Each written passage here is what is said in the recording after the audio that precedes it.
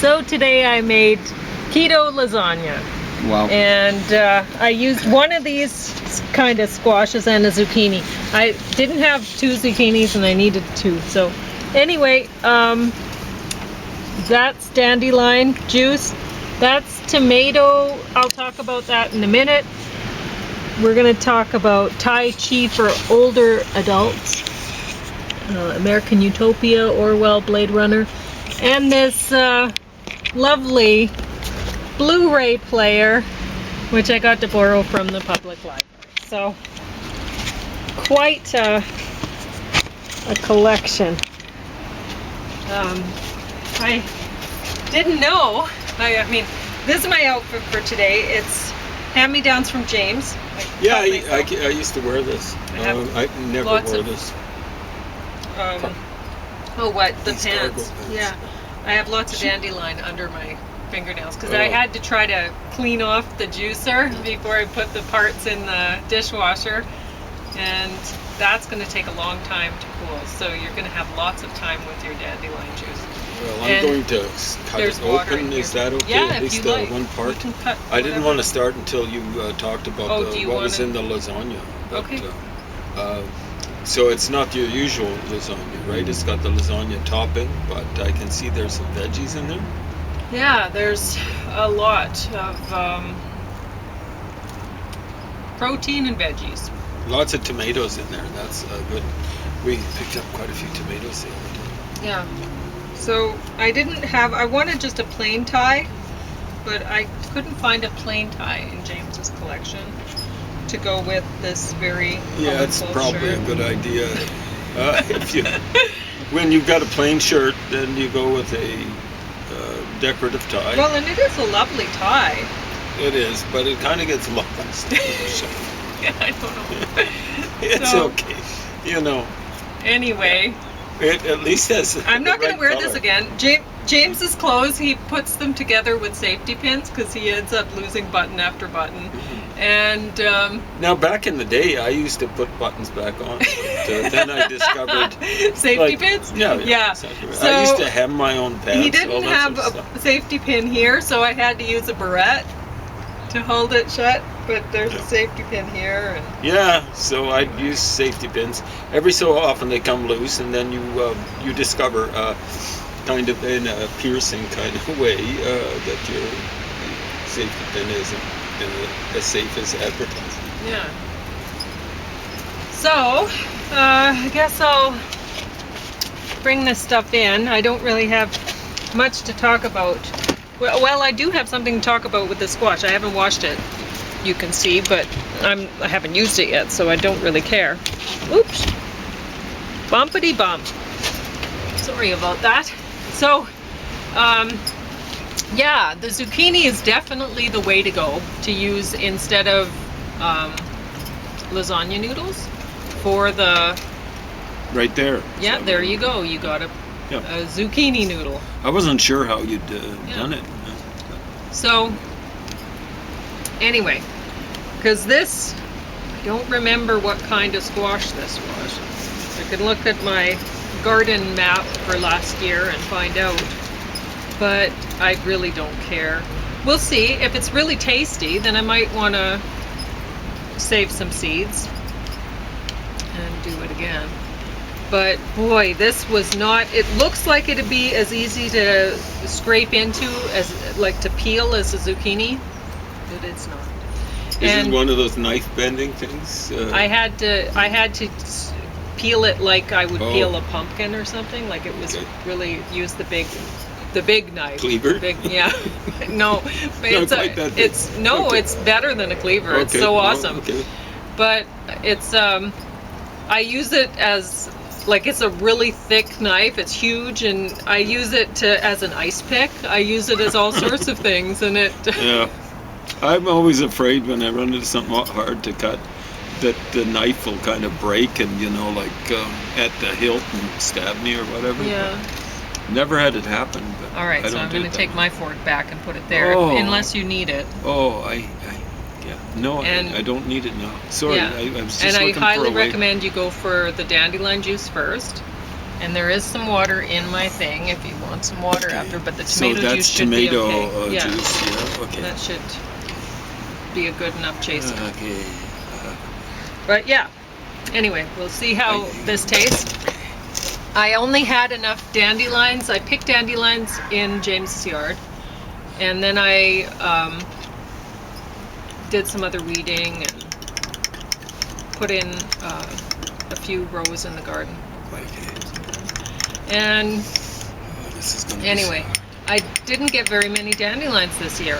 We must be doing too good a job with the dandelion detox, and because a day like today, we just had a gentle rain last night, so the soil when I got there this morning, it was damp, but certainly not even really wet. So it was that's the kind of soil you need. You need some moisture in the soil so that you can actually dig out the dandelions, or whenever you weed.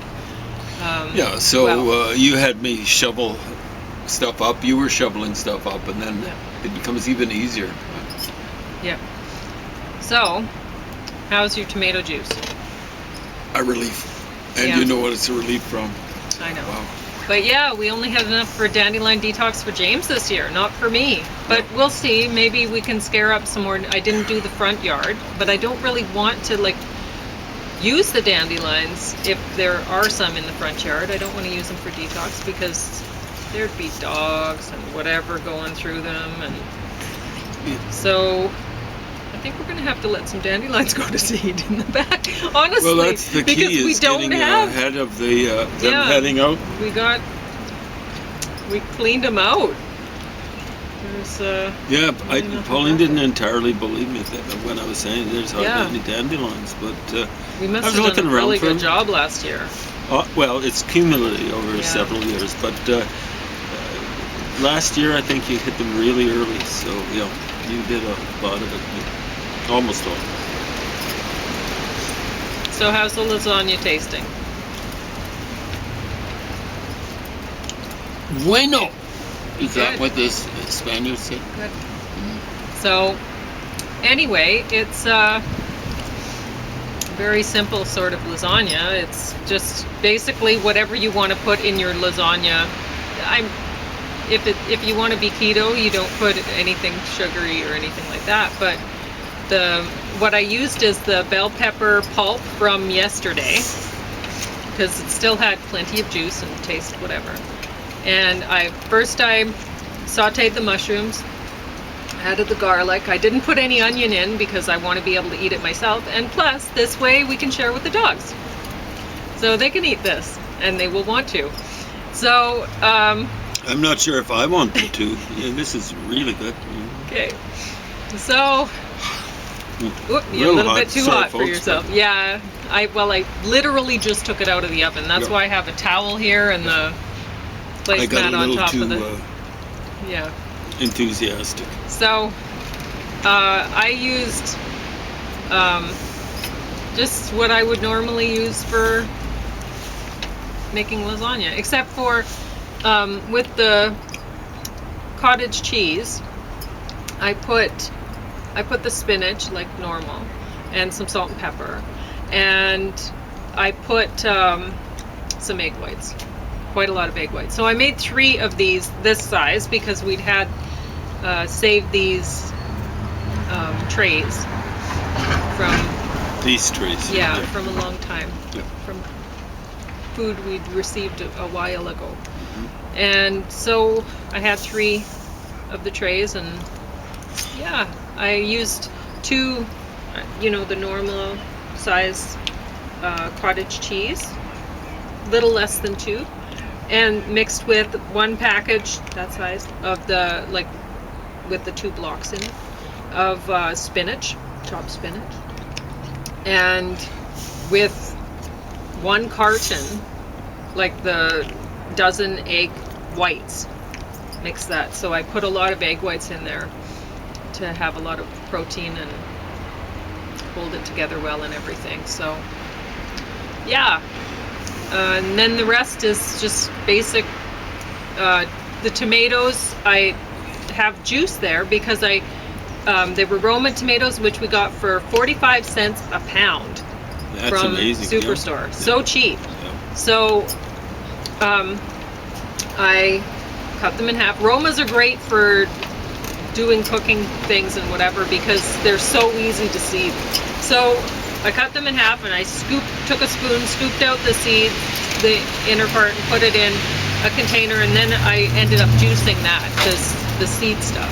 And that's what gave James that juice, is the seeds and the things that hang on to the seeds or whatever. So yeah, and the rest of the tomatoes went into the sauce. So none of the juicy seed bit went into the sauce. So yeah, oregano, basil, usual stuff, mozzarella. So James is going to be happy because I cooked 2 of these trays today, and I put one in the freezer for later. So I don't know how many days of cool weather we're going to have where I'm going to be willing to cook. But today was a very cool day. Yeah, it worked out today. Worked out perfectly. Close to 0. And I was really eager to get cooking, not only because I had to juice the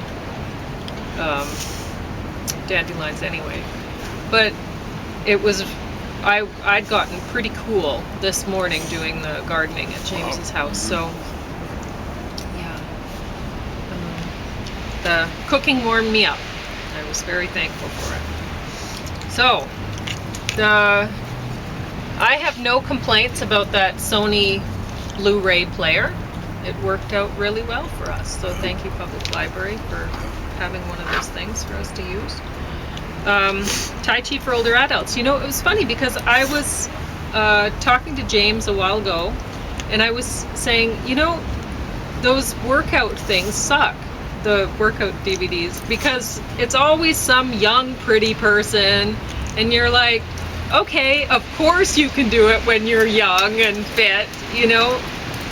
Try it when you're older, when your body is already broken down. And so I never really liked watching those things because it's like, I remember I could do anything when I was young. I could very fit. I just keep working. It was incredible. I would be gardening all day at work, and then I'd come home and I'd garden until it was dark at night, you know, and it's like crazy. How could I have the energy for all that? But I did. And the back and the wrist and the whatever else, you know, that goes over the years. So knees. The knees. I was just gonna say knees. Yeah, because man, you end up feeling it. But anyway, this is great. Tai Chi for older adults. I got in shape this winter doing this really low impact. It was kind of like cross-country skiing. So I'd watch the shows in the morning and choop, cross-country ski kind of thing on this machine, right? You got a lot of stuff watched. You got a lot of exercise yes. done. And so, because honestly, I loved cross-country skiing. I have cross-country skis, and I haven't been able to use them. One, I don't like using them in the city. I'd have to actually drive somewhere that was beautiful that I'd want to actually spend time in, you know. I tried doing it just in parks, going back and forth, and I was just like, this sucks. And plus, when you end up having back injury and stuff like that, wow, putting on the winter wear just so that you can cross-country ski, so that you can get some exercise, it's tough. It's all the weight, the weight of the clothing is... It affects your back. It does. So, anyway, but it worked out for me this winter, and then I saw this, and I was like, that's great, you know, because he has a sitting qigong thing, which is great. Because first I was doing the Tai Chi it's kind of like a Teletubby Tai Chi for older adults, because it's now follow Dot. Dot is actually this woman right here. She's that one. So you do what Dot does, and no, that one's not Dot actually. Where's Dot? She's not even on the cover. But you were saying Dot was I like 86 Dot. years old? I don't know how old she was, but she was old. And definitely the oldest one out of the people that he was using to show how older people can do these things or whatever. Mm-hmm. She looked maybe 90. So here she is, she's doing these movements, and so I'm trying to do, I get off the cross-country ski thing and I'm trying to follow her along, and I'm like, nope, can't do that. It's still too hard on my back to do the stuff that Dot was doing. And so I got back on cross-country skiing, watching what they're doing and whatever. But the sitting Qigong, great idea, because yeah, doing these different modified sort of, he's like, they start out with the Tai Chi, but really they should start out with the sitting Qigong, I think. But anyway, yeah. So it's the tape is maybe not set up the greatest, but I do love that you're following older people doing this stuff. So you're like, well, if Dot can do it, maybe I can, you know, and that's great to see. So now I guess James is going to talk about the rest of, well, James didn't finish watching Blade Runner 2049. Did I fall asleep during? No, you left. Oh yeah, well, it was 45 minutes 2.5 hours long. Yeah, I left it was after quite long. an hour and 45. So it was 2 3/4 hours. So yeah, yeah, 3 hours. and the funny thing is he left just, and Harrison Ford came into the movie. I hadn't actually seen Harrison Ford. He hadn't. Was in Yeah, the he didn't get to see him. Hmm? But this is one of the worst movies I've ever seen. So boring. Boy, it was so long, slow. so stupid. So maybe James will talk about that. I don't know. I don't care. Well, So- it was a lot of showing, hey, look what we can do with Special effects. studio tricks. Yeah, and honestly, we were watching it with the Blu-ray, right? It's a Blu-ray from the library, and on the TV that we have, that it's about this big. It's quite a bit bigger than my pink TV, which is the regular old kind. It's very small, but we had a hard time reading the. They'd have something on the screen Corner saying where, strip. where it was. I don't know. Earth headquarters. Stupid things. Anyway. San Diego.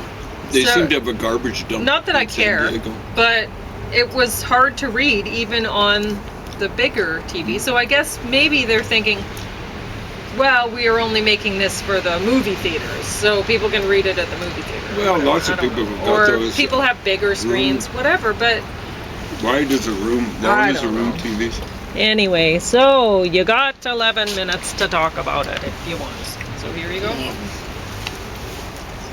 I think that's and where do I start? Yeah, I kind of like David Burns. I did start talking about this one. I just I didn't talk fully about the end. He got political at the end, and he was saying that this woman for a feminist march had come up with this song. He'd asked for her permission, and he was saying he was a little trepidatious about it, and she was apparently very enthused. And I'm going, okay, and then it turns out it's not about feminism. It's about people of color who've been used as symbols of putative oppression by police and others. For example, one of the last pictures they flashed while they were chanting, "Say his name." Yeah, this ain't music, okay? These are cheerleading things.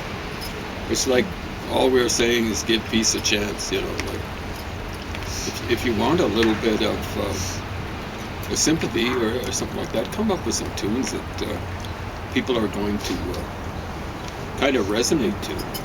Anyway, George Floyd, folks. In case you've been indulging in the big lie, that was perpetrated about him, and I'm afraid about a few others. He died of, how did they put it? Cardiopulmonary failure. That was the result of the autopsy carried out by as I recall, by the city of Minneapolis. And then later on, the fix was in. Police generally go with the first statement. The fix was in, and I think it's called Hennepin County did a re-autopsy, and it was political. And they said he died of asphyxiation or something like that. So cardiopulmonary. See, I was talking to an expert on the blood, not exactly on hearts, and I wasn't talking about. I didn't mention what topic I was interested in. I was just saying, if a person used fentanyl, could they die of a massive heart attack? Like, pretty well right away, of course. Because what you always hear about is people dying of not being able to breathe. But so I said, what would happen? Well, the heart would stop, and then the breathing would stop. Understand? The heart would stop, then the breathing would stop. So, no, that's what happened with George Floyd. I said, would they feel intense pain? Well, yeah, that's what happened. Like when he kind of apparently kind of like seized up or something like that. That was it for the guy. And yeah, so don't start visiting this stupid stuff. You know, the stuff is pretty. I never was impressed with his minimalist kind of approach to things. I never bought it. I thought the concert sounded great. I thought he looked amazing. Yeah, because she thought it was like 2000, you know, but I know. It's 2024. 2020, and it's 2020. And it's, yeah.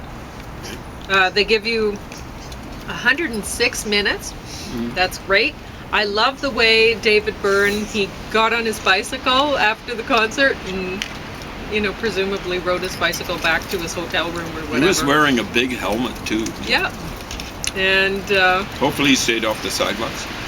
Well, he did. He went onto the road. Onto the road. Well, But there was probably a bicycle lane or something. What I mean like is that. stayed, because I was doing that for the camera, and then hopefully, like I said, he stayed consistent. Well, whatever. Mm-hmm. I was impressed. So there you go. I just wish he hadn't soiled himself in public. Political stuff. He doesn't understand anything about politics. So you were going to talk about Orwell? Yeah. So directed by. Oh, that was directed by Spike Lee. Spike, buddy. This one was. Yep. This one was. Spike soiled himself in public one time. Why? He was saying, so he's a person of color. Well, whatever. And he was saying, okay, folks out there, you get an education. And not like Bill Cosby would say, go out and get an education. I think Bill Cosby actually got something like a real master's degree. He was saying, Spike Lee was, go out there and get an athletic scholarship. And that's how you're going to get your college degree. Now, I think he was saying education, but you know, you get your athletic scholarships and you don't have to. You know, the academic standards are really low. This is coming from someone who doesn't understand what education is about. Education is not about getting a Wallpaper with some chimp's signature, you know. I don't know who signs those, presidents of the university or whatever. It's getting stuff between your ears, not on the wall. Sure, you can get hired, but you're not making a contribution. That's just the way it is. Our society has been built on a certain number of people. Believe me, it's a lot of people. Bureaucrats and so on and so forth haven't really contributed much. But a certain number of people actually contributed.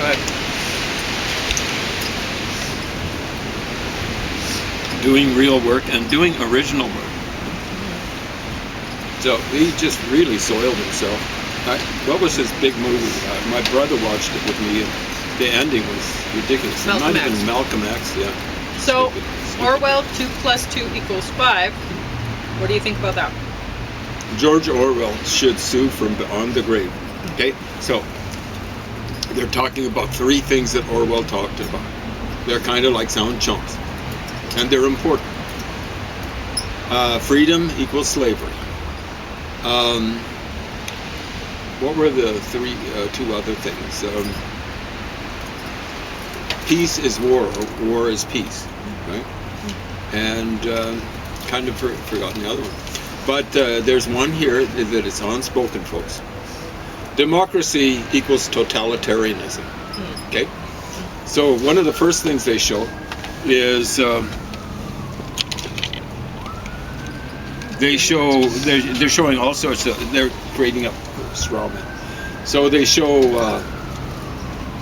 the firebombing of the effects of the firebombing of Tokyo. You just first you see this place that's been kind of flattened. 1945. That was done by democracies and not by a totalitarian entity.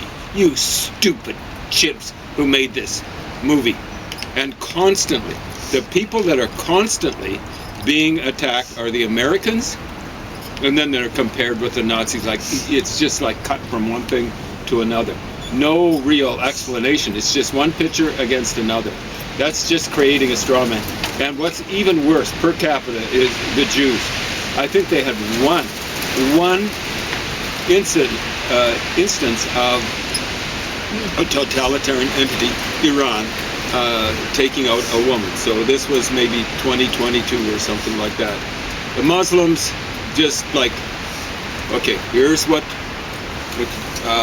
Bertrand Russell wrote. It was roughly 1918, trying to explain Bolshevism, as he called it, communism. It was about a year after the revolution. Well, the revolution followed by the communist putsch or coup.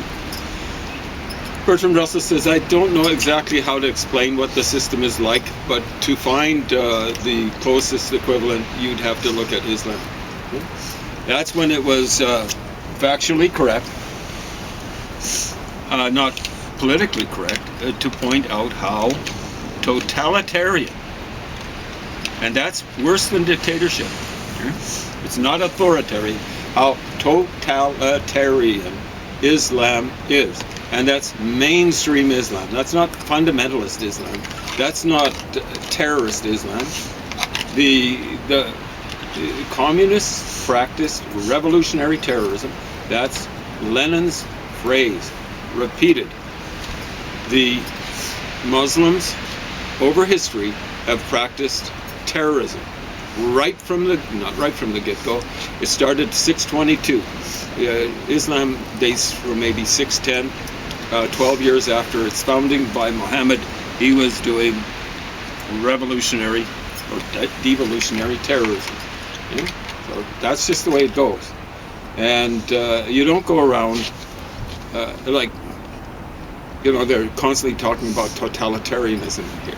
You don't go around. Israel is a democracy, however flawed, particularly with Netanyahu at its head. Now, don't go around calling these guys totalitarian and then leaving totalitarian system, like it was half an hour in.